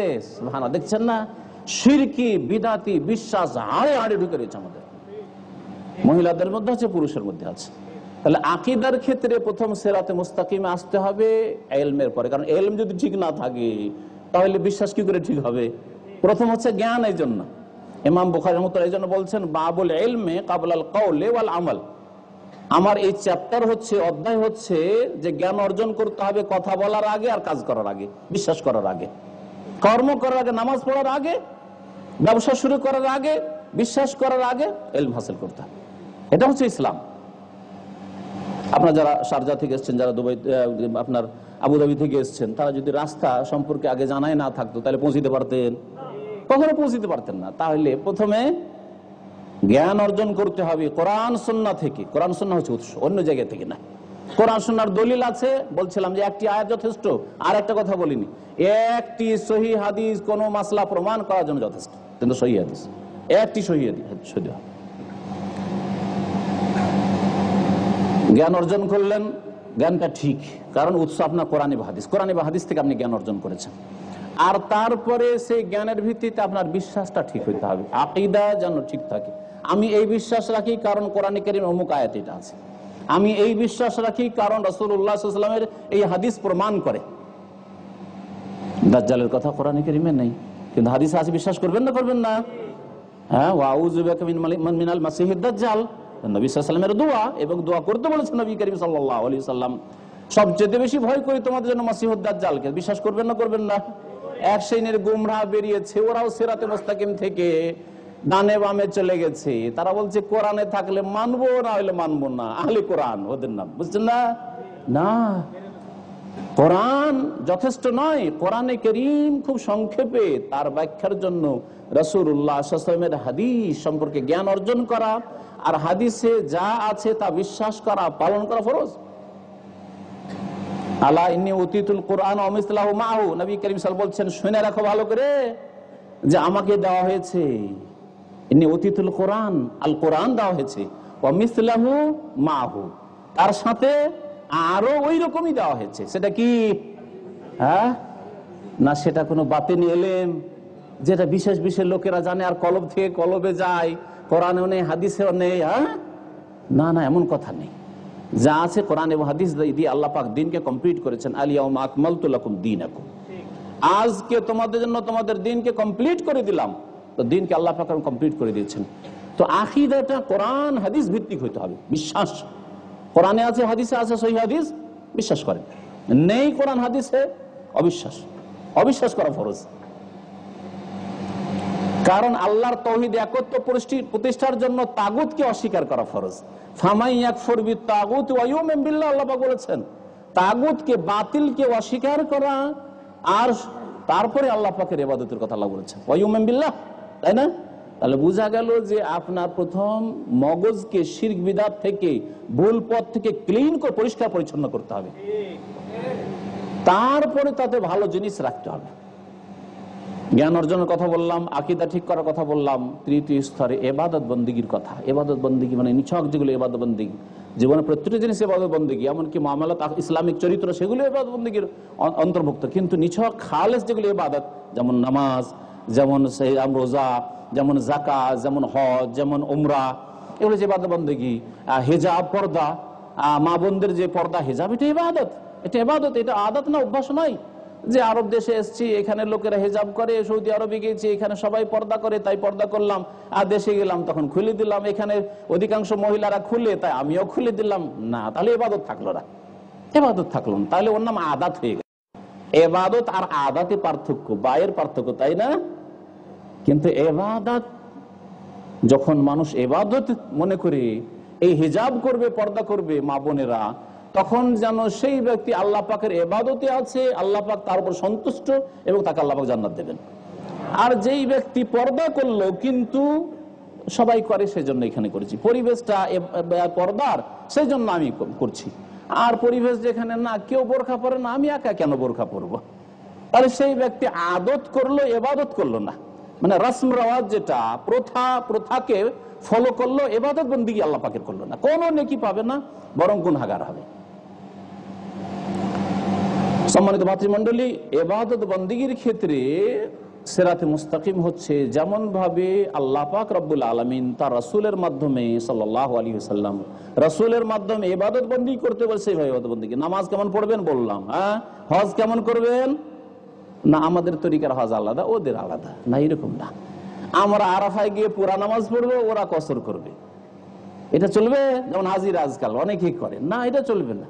রাসূলুল্লাহ সাল্লাল্লাহু আলাইহি ওয়াসাল্লাম একটি হজ করেছেন, বিদায় হজ, আর রাসূলুল্লাহ সাল্লাল্লাহু আলাইহি ওয়াসাল্লাম হজের তরিকা একরকম ছিল, সেটা জানতে হবে। জানার পরে ইবাদত বন্দেগী রাসূলের তরিকায় করতে হবে, এটা হচ্ছে সিরাতে মুস্তাকিম। ইবাদত বন্দেগীর কথা সংক্ষেপে বললাম। আর তারপরে আখলাক, চরিত্র, আদান প্রদান, ব্যবসা বাণিজ্য, এই ক্ষেত্রেও সিরাতে মুস্তাকিমে থাকতে হবে।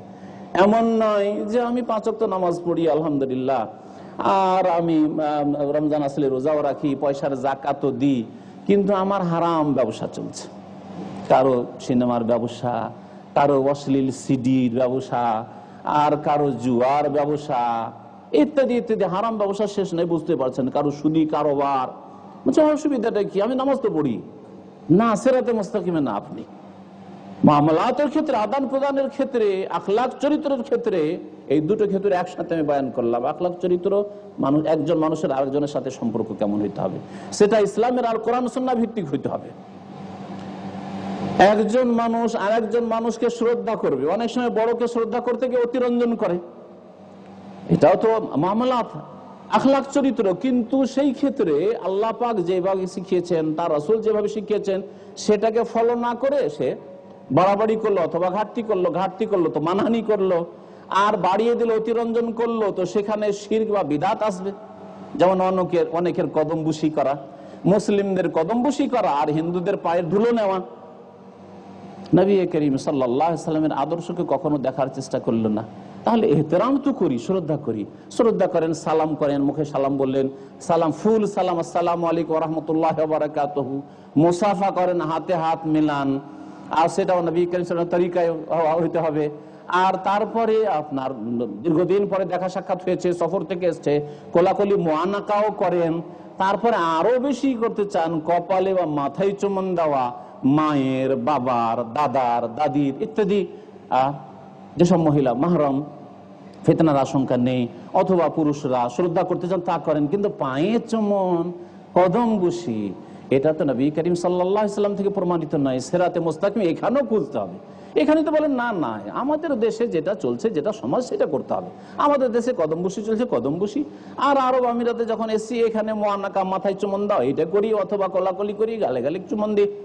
না, না, না, এটা না। নবী করিম সাল্লাল্লাহু আলাইহি ওয়াসাল্লামের আদর্শ মোতাবেক জীবনের সার্বিক ক্ষেত্রে আবার শুরু করেন, জ্ঞান অর্জনের ক্ষেত্রে, বিশ্বাস আকীদার ক্ষেত্রে, তারপরে যে ইবাদত বন্দেগীর ক্ষেত্রে, তারপরে আখলাক, মামলাত, আদান প্রদান, বিবাহ শাদীর ক্ষেত্রে যে কত নবী করিম সাল্লাল্লাহু আলাইহি ওয়াসাল্লামের আদর্শ থেকে আমরা দূরে সরে গেছি, আল্লাহ পাক ভালো জানে। কত যে বিদআত, কত যে কুসংস্কার, এই যৌতুক নেওয়া আর স্ত্রীকে নিয়ে আসার পর তার উপর চাপ সৃষ্টি করা, জুলম অত্যাচার শুরু করা, এই হারাম খাওয়া, মানুষের রক্ত চুষা।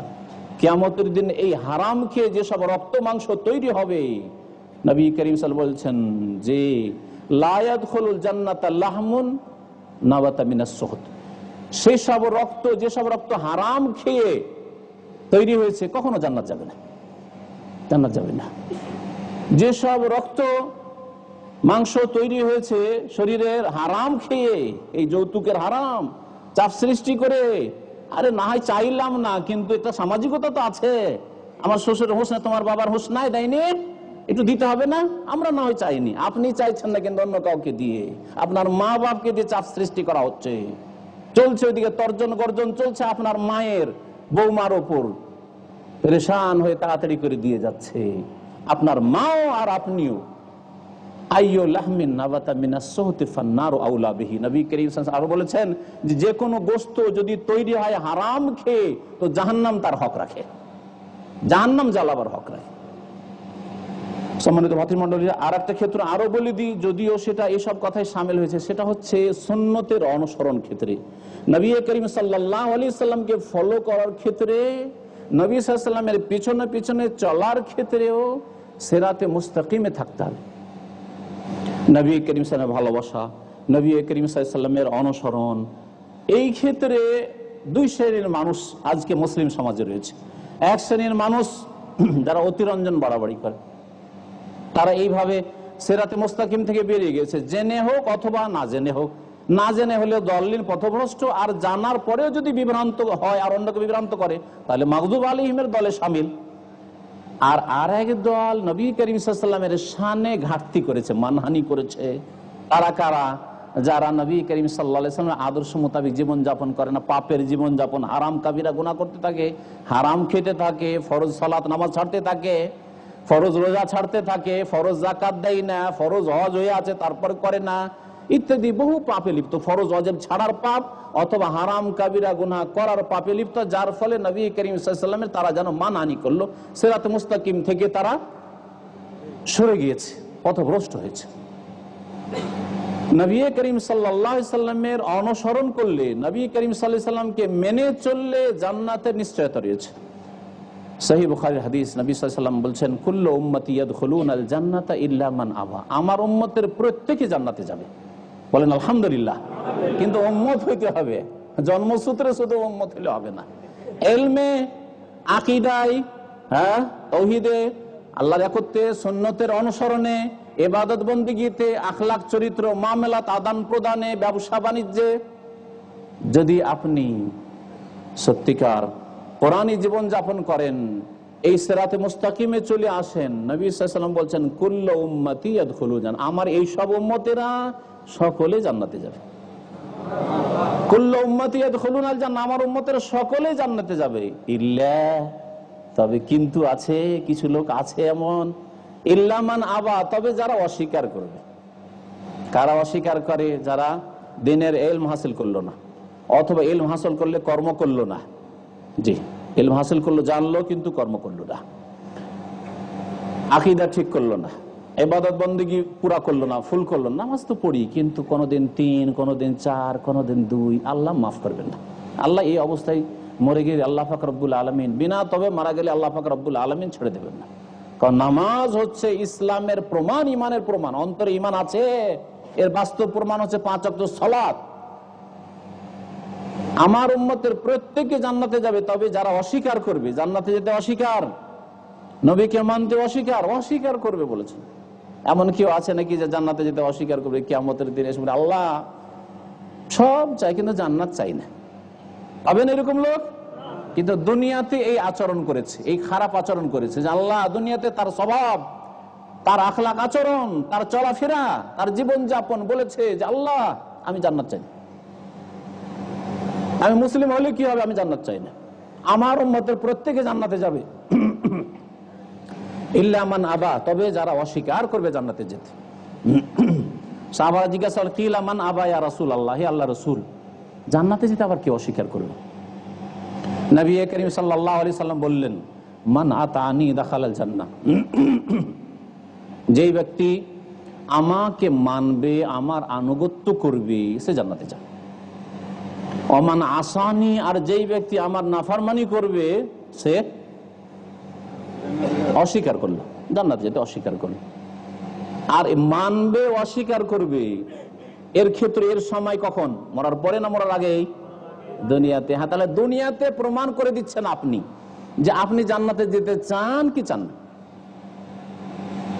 বলুন তো, আপনারা জান্নাতে যেতে চান? আলহামদুলিল্লাহ, আলহামদুলিল্লাহ।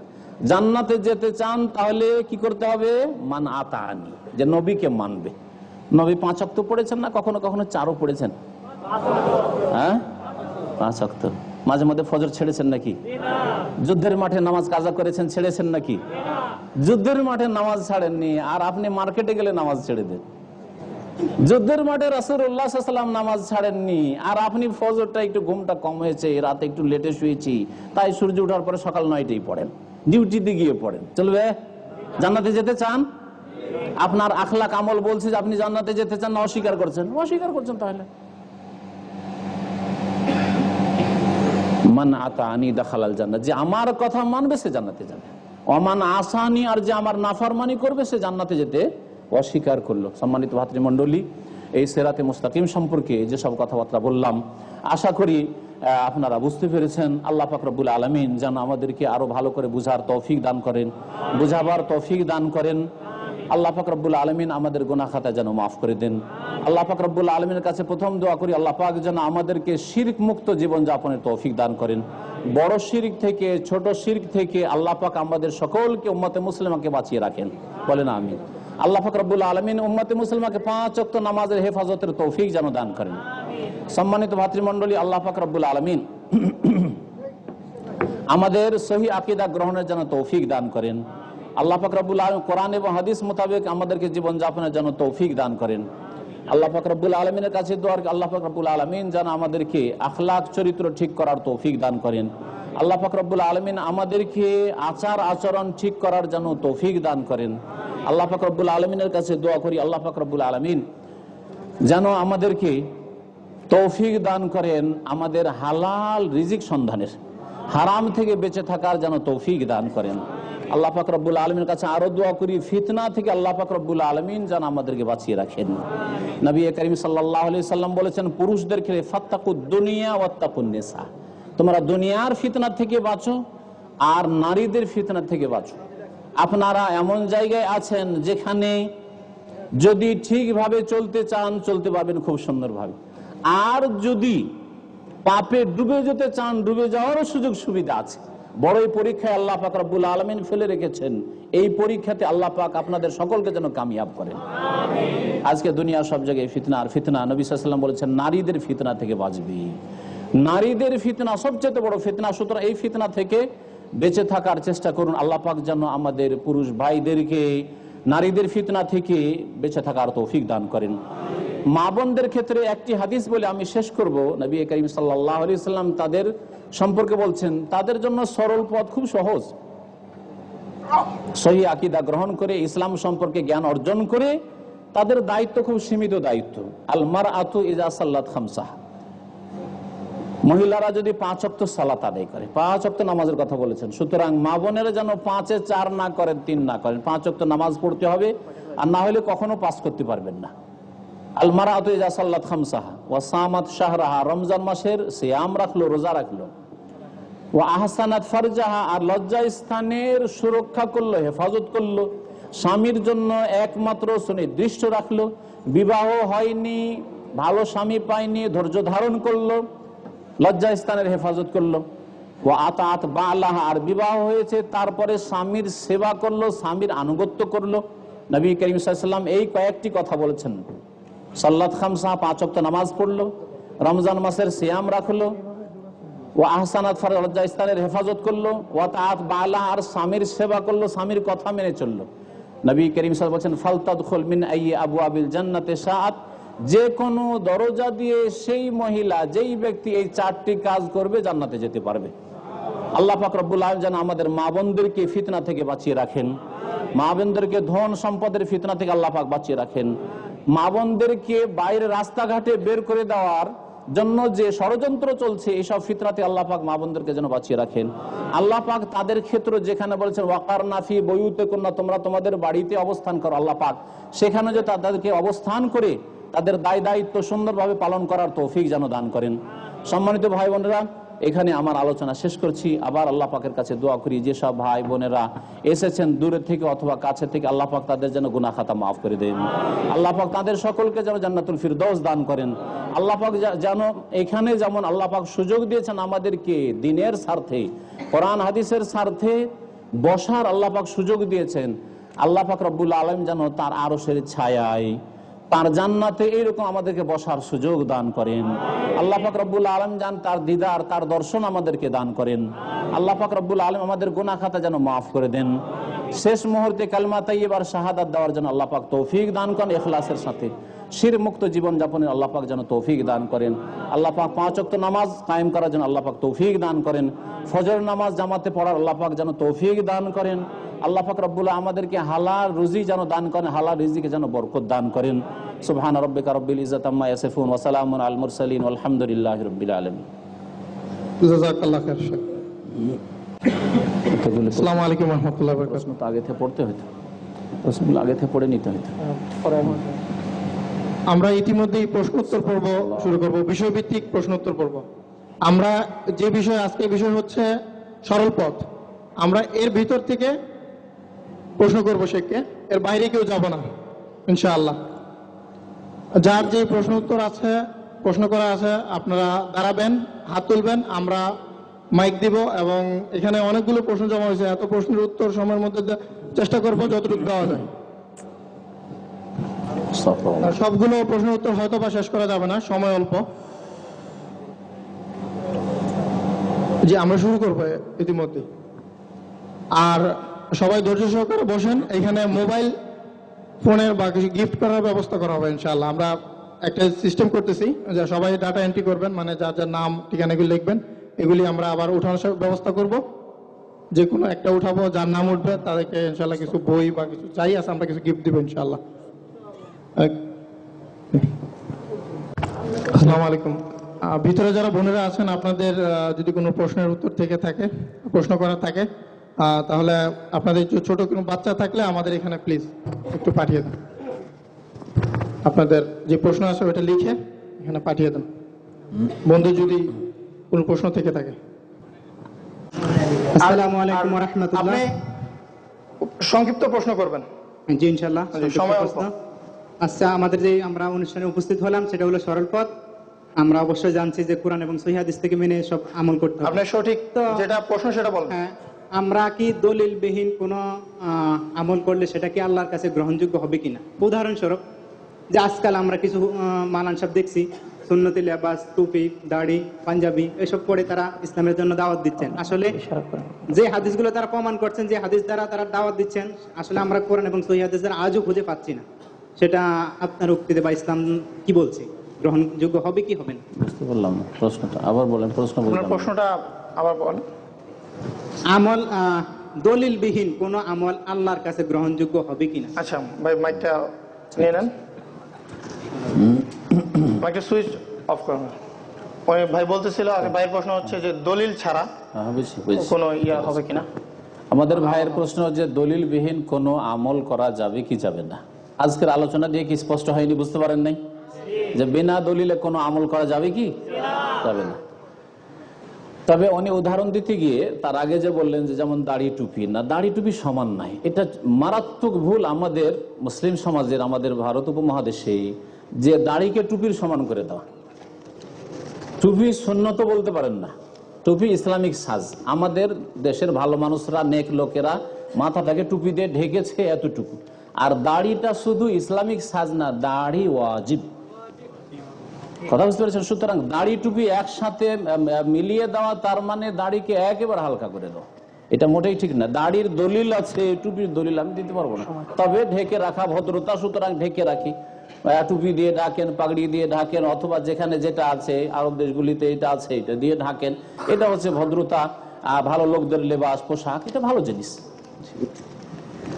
উস্তাদ, আমি বোঝাতে চাচ্ছিলাম যে এই ধরনের পোশাক পরে অনেকে দাওয়াত দিচ্ছে। জি, আরো অনেকের প্রশ্ন আছে, আপনার প্রশ্ন ইনশাআল্লাহ বুঝতে পেরেছেন। হ্যাঁ, কিন্তু বিনা দলিলে বলছে, বিনা দলিলে বললে কারো কথা কবুল করা যাবে না। জি, একমাত্র রাসূলুল্লাহ সাল্লাল্লাহু আলাইহি ওয়াসাল্লামের কথাই হচ্ছে দলিল, আর আমাদের কথা দলিল না, আমাদের কথার জন্য দলিল লাগে। সেটা আমরা পরবর্তী বুঝলেন? প্রশ্নতে পৌঁছে যাই। হয়ে গেছে। জি, ওই ভাইকে কালো শার্ট ও ভাইকে দেন একটা। আসসালামু আলাইকুম ওয়া রাহমাতুল্লাহি ওয়া বারাকাতুহু। আমার প্রশ্ন হলো যে আমরা যে সরল পথের কথা বললেন, ঠিক আছে, এখন আপনার সরল পথে যাবো বা প্রশ্নগুলো বা বইগুলো আমরা পড়বো, কোথা থেকে পড়বো বা কোথা থেকে আমরা এইসব তথ্য পাবো? হাদিসগুলি সহিহ হাদিস, জয়ীফ হাদিস কিভাবে বিবেচনা করবো? এগুলো তো আমাদের, যেহেতু আমাদের মেধা নেই, আমরা যেহেতু কোরআন হাদিস সম্পর্কে জানা নেই, এবার আমরা কোথা থেকে তথ্যগুলি পাবো এবং কোথা থেকে আমরা সহজভাবে তথ্যগুলি অনুসন্ধান করতে পারবো যে এটা সহিহ হাদিস, জয়ীফ হাদিস, কোরআনের আয়াতগুলি, ব্যাখ্যাগুলি কোথা থেকে পাবো? বুঝে নিচ্ছি আপনার প্রশ্ন। আমি एक बात सुनता है कि कुछ लोग बोल আমাদের ভাইয়ের প্রশ্ন হচ্ছে যে সরল পথ সম্পর্কে আমরা যে শুনলাম, তো সরল পথ পাওয়ার জন্য আমরা কোন কোন কিতাবগুলি পড়বো, এই কিতাবগুলি আবার কোথায় পাবো, আমরা কেমন করে বুঝবো যে এটা কোরআন হাদিস সম্বলিত কিতাব নাকি এতে বিদআত রয়েছে, আমরা কেমন করে বুঝবো? এই ক্ষেত্রে আমার পরামর্শ হচ্ছে, আল্লাহ পাক ইরশাদ করেছেন, ফাসআলু আহলা যিকরি ইন কুনতুম লা তা'লামুন। উলামায়ে কিরাম যারা আহলে যিকর মানে কোরআন সুন্নাহর যারা আলেম, তাদেরকে তোমরা জিজ্ঞাসা করে নাও যদি তোমাদের না জানা থাকে। এই কিতাবটি এই লেখকের কিতাব সঠিক কিনা এটাও জিজ্ঞেস করবেন আপনি ভালো আলেমকে, কোরআন সুন্নাহর আলেমকে। আপনি যেখানে আছেন অথবা দূর হয়তো আপনার কাছে ওইরকম আলেম পাচ্ছেন না, কোথাও দূরে আছে, আপনি যোগাযোগ রাখেন তাদের সাথে, আর তাদের কাছে জিজ্ঞেস করে নেন। যেমন মাসলা মাসাইল জিজ্ঞেস করা আপনার জন্য ফরজ আলেমদেরকে, তেমনি কোন কিতাবটা পড়বো, কার বক্তব্য শুনবো, কার শুনবো না, এটাও জিজ্ঞাসা করে নেওয়া ভালো আলেমদেরকে আপনার জন্য আবশ্যক। তাহলে আপনি জেনে নিতে পারবেন যে কোন কোন কিতাবগুলি, বা ঢাকাতে কোন লাইব্রেরিতে আপনি সহি কিতাব পাবেন, বিদআত মুক্ত কিতাব পাবেন, শিরক মুক্ত কিতাব পাবেন, জেনে নিতে পারবেন ইনশাআল্লাহ। জি, এই ভাইকে দেন মাইকটা, এই ভাইকে দেন।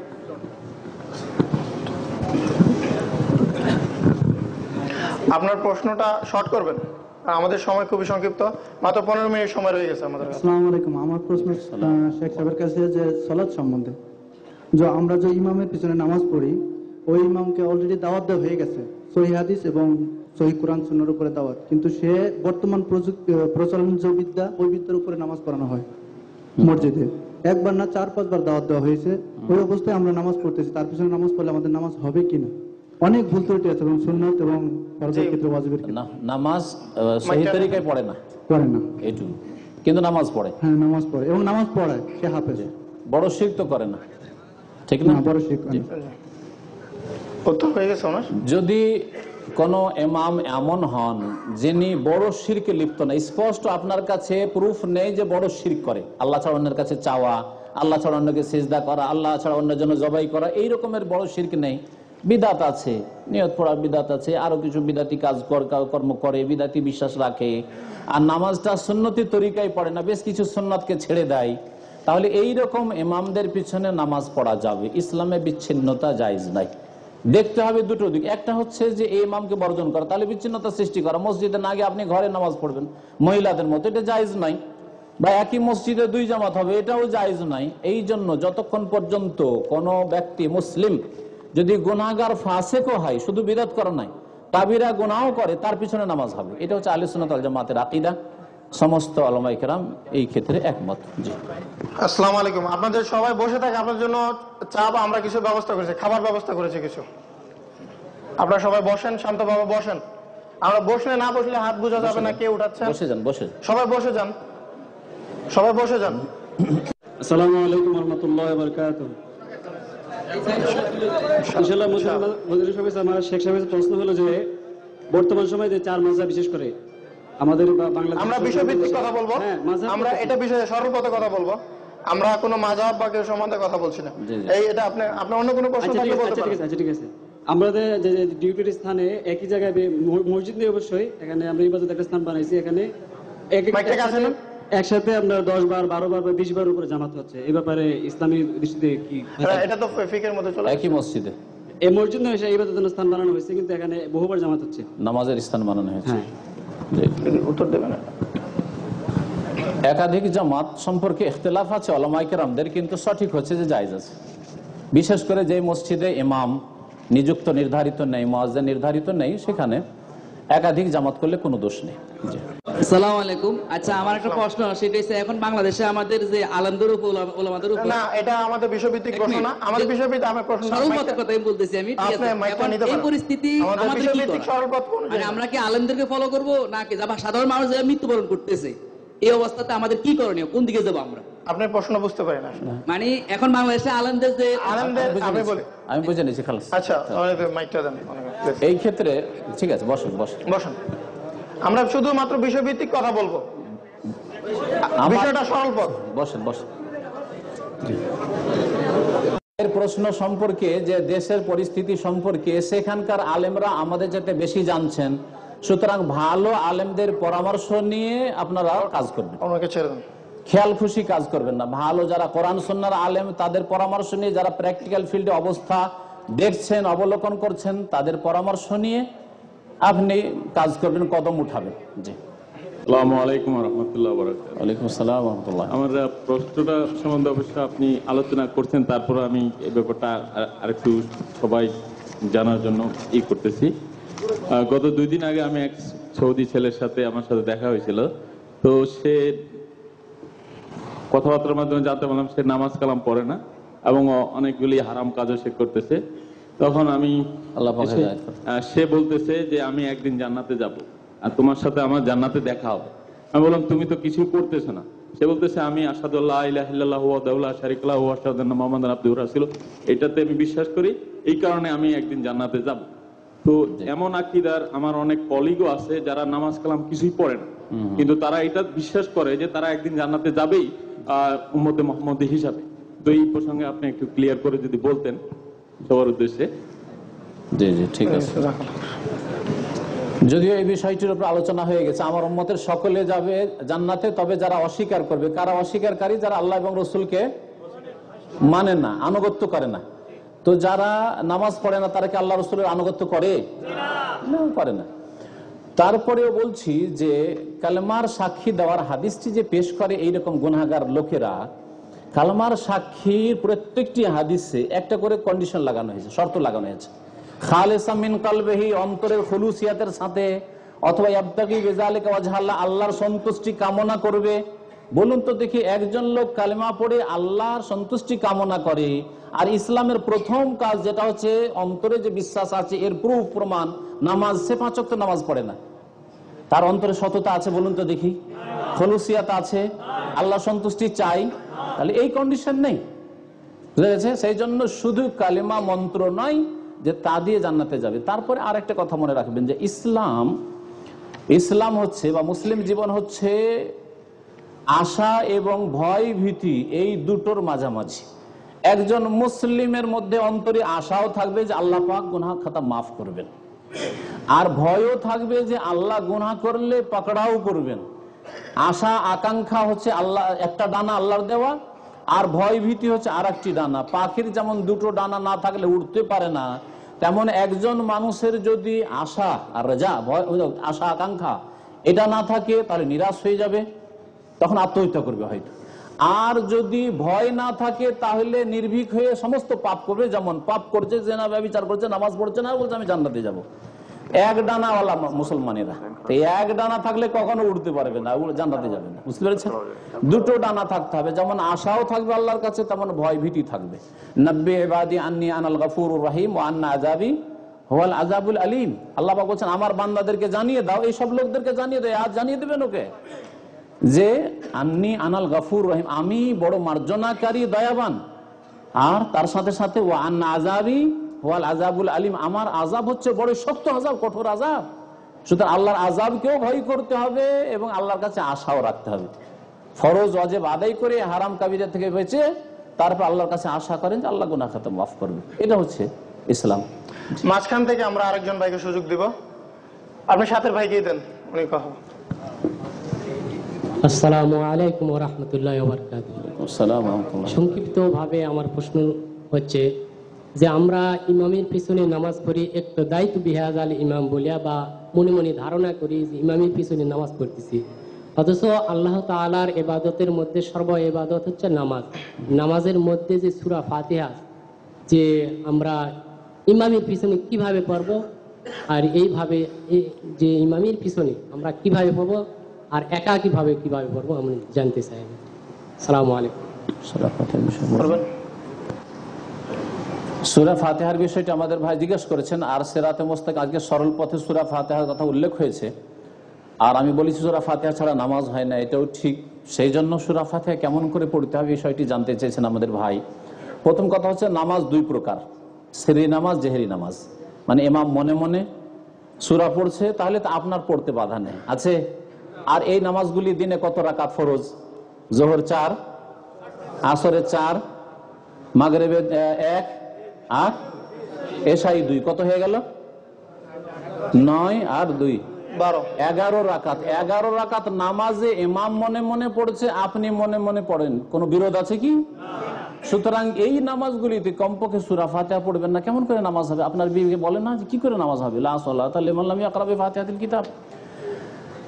বাকি থাকলো নামাজ মাগরিবের 2, এশা 2, ফজরের 2, তাই না? 6 রাকাত। এই 6 রাকাত নামাজে ইমাম পড়ে তো পড়বো কখন? মুক্তাদি হইলে। এই ক্ষেত্রে এত বাড়াবাড়ি করার প্রয়োজন নেই। একদল বলছেন পড়েন, আর একদল বলছেন না পড়লেও চলবে, পড়িয়েন না। এই ক্ষেত্রে আমরা কখনো বলি না যে নামাজ হবে না, বুঝছেন? কারণ যারা বলছে যে এই ক্ষেত্রে শুনলেই যথেষ্ট, তাদেরও দলিল রয়েছে সহিহ। সুতরাং এই ক্ষেত্রে বাড়াবাড়ি কখনো করবেন না, না পড়েন তবু চলবে। একা নামাজ পড়লে অবশ্যই পড়তে হবে, ইমাম হলে অবশ্যই পড়তে হবে। আর মুক্তাদি কিন্তু সিররি নামাজ, মনে মনে ইমাম পড়ছে, আপনি মনে মনে পড়ছেন, কোনো বিরোধ আর কোনো অসুবিধা নেই। সুতরাং অবশ্যই পড়তে হবে, না হলে নামাজ হবে না। এটা হচ্ছে সূরা ফাতিহা সম্পর্কে সঠিক কথা। জি, আসসালামু আলাইকুম। ওয়ালাইকুম আসসালাম ওয়া রাহমাতুল্লাহ। আমি বলতেছি, যেমন আমরা বেশিরভাগ মসজিদে 5 ওয়াক্ত জামাতে নামাজ হয়, দেখা গেল হয়তো এশার জামাত এখন হয়ে গেছে, এরপরে ইমাম সাহেব তো জামাতে নামাজ পড়াই চলে গেছেন, পরে 2-3 আসলো, দাঁড়াই গেল। এইভাবে দেখা গেল একই মসজিদে 5-6টা জামাত হয়। তাহলে পরবর্তী জামাতগুলোতে কোনো ইসলাম অনুযায়ী কোনো বাধা আছে কিনা? এই প্রশ্নের উত্তর হয়ে গেছে।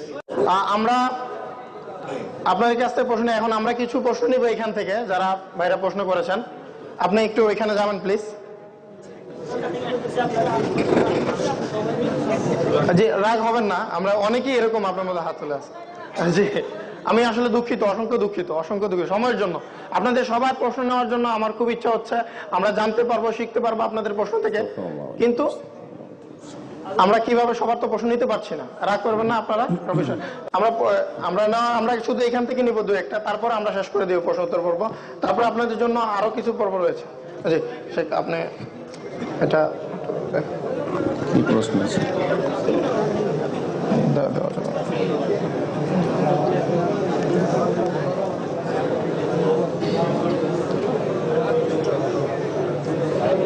আপনারা একটু কথাবার্তা বন্ধ করে শোনেন। লিখিত প্রশ্ন যেসব ভাইরা করেছেন তার একটি প্রশ্ন হচ্ছে যে আমরা জানি বিতির নামাজ 3 রাকাত, কিন্তু আপনি বললেন 1 রাকাত। বিতির নামাজ 1 রাকাত আছে, 3 আছে, 5, 7, 9, 11 সবগুলি আছে। সুতরাং বেতর সম্পর্কে সংকীর্ণতা আর গোড়ামি কখনো করবেন না যে একেবারে নেই, অথচ সহিহ বুখারীর হাদিস যে আওতারা বে ওয়াহেদা, ওয়াহেদা মানে কি? তো 1 রাকাত নবী সাল্লাল্লাহু আলাইহি ওয়াসাল্লাম পড়েছেন এবং বলেছেন যে রাত্রে তোমরা 2-2 পড়তে থাকো, আর যখন ভোর হওয়ার আশঙ্কা হবে তখন 1 রাকাত পড়ে নাও। তারপরে এই হাদিস অস্বীকার করার পিছনে কারণটা কি? এটা কি সিরাতে মুস্তাকিম সরল পথ? কখনো না। একটি সহিহ হাদিস যদি আপনি পেয়ে যান, তার উপর আমল করা আপনার জন্য আবশ্যক। সুতরাং আপনি 1 পড়েন অথবা 3 পড়েন। আর 3 পড়লে মাগরিবের মতো পড়ার যে তরিকাটা আছে সেটা দুর্বল তরিকা। আর একসাথে একটা না পড়ে নেন, অথবা 2 রাকাত পড়ে সালাম ফিরে 1 রাকাত পড়েন, এইভাবে বেতর পড়বেন। এক বোন হয়তো জিজ্ঞেস করেছেন বা ভাইরা জিজ্ঞেস করেছেন, আল্লাহু আলাম, বোনদের প্রশ্ন হয়তো, কোন নারী যদি 40 দিন সূরা আলে ইমরান না পড়েন, নাকি না পাঠ করেন, সূরা আলে ইমরান পাঠ করেন, তাহলে তার স্বামী কোন নারীর দিকে তাকাবে না। এসব উদ্ভট কথা। এইরকম কথা কোন সহিহ হাদিসের নেই যে সূরা আলে ইমরানের ওজিফা করলে আর স্বামী একেবারে স্ত্রী পাগল হয়ে যাবে আর অন্যদিকে তাকাবে না। বরং ইসলামী তরিকা হচ্ছে আল্লাহর কাছে দোয়া করেন যে আল্লাহ আমাকে নেক স্বামী দাও, আমার স্বামীকে হেদায়েত করো। আপনি তাহাজ্জুদে উঠেন, আল্লাহর কাছে দোয়া করেন যে আল্লাহ আমার স্বামীকে নেক করো, আল্লাহ তোমার ভয় ভীতি তাকওয়াতা আর অন্তরে দাও, ইত্যাদি দোয়া করেন আপনি। আর মেহনত করেন, ইসলামিক ম্যাটেরিয়াল দেন তাকে, ইসলামিক বই পড়ার জন্য বা ইসলামিক কথা আপনি শোনেন, যেমন অবশ্য আমার সাথে শোনো ইত্যাদি। এইভাবে তাকে কিন্তু কিছু ইসলামিক কথা শুনতে অভ্যস্ত করেন, আল্লাহকে ভয় করবেন। জি, এমন কোন ওজিফা ইসলামে নেই। আর একটি মজার প্রশ্ন আছে বন্ধের পক্ষ থেকে, হয়তো সূরা বাকারায় এমন এক আয়াত আছে যে সে আয়াত স্বামী পড়লে তার স্ত্রী যে ভুল করেছে বোঝা যাবে। কি বুঝলেন? বিয়ে করে নিয়ে আসলেন আর তারপর যদি সূরা বাকারার একটা আয়াতের আমল করেন তাহলে স্ত্রীর গুম্বর সব জেনে নেবেন আপনি। এমন কোন তদবির ইসলামে থাকতে পারে? আর বলছেন মান সাতারা মুসলিমান সাতারাহুল্লাহ ফিদ দুনিয়া ওয়াল আখিরাহ, আল্লাহ ঢেকে রাখতে বলছেন। কেউ মুসলিমের যদি দোষ ত্রুটি ঢেকে রাখে তো আল্লাহ তার পরকালে দোষ ত্রুটি ঢেকে দেবে। আর আল্লাহ পাক আবার তদবির বাতিয়েছেন যে অমুক সূরার আমল করলে আবার জেনে ফেলবেন আপনি স্ত্রীর খারাপ চরিত্র। সব মিথ্যা কথা। হ্যালো, আসসালামু আলাইকুম ওয়া রাহমাতুল্লাহি ওয়া বারাকাতুহু।